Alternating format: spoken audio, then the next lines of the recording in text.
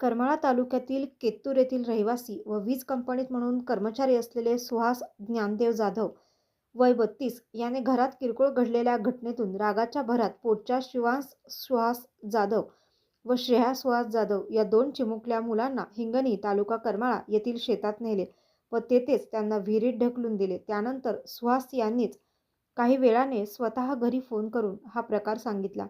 त्यानंतर घरातील सर्वजण विहिरीकडे धावत आले, मात्र तोपर्यंत दोनही चिमुकल्यांचा पाण्यात बुडून मृत्यू झाला होता।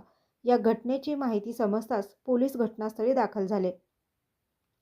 पाण्यात बुडून मृत्यू झालेली जुळी बहीण भाऊ आहेत। या प्रकरणी करमाळा पोलिसात गुन्हा दाखल झाला आहे। सुहासने आपल्या जुळ्या मुलांना कोणत्या कारणामुळे मारले या प्रकरणी पोलीस तपास करीत असल्याची माहिती पोलीस निरीक्षक रणजित माने यांनी दिली आहे। संशयित सुहास जाधव याने मुलांना विहिरीत ढकलून देत हत्या केल्यानंतर पश्चाताप झाल्याने विषारी औषध प्राशन केले।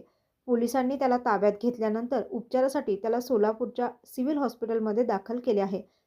बापाने पोटच्या 7 वर्षांच्या जुळ्या चिमुकल्या मुलांना विहिरीत ढकलून देऊन दोघांचा जीव घेतल्याचा दुर्दैवी प्रकार घडलाय। या घटनेने केतूर परिसरात हळहळ व्यक्त केली जात आहे।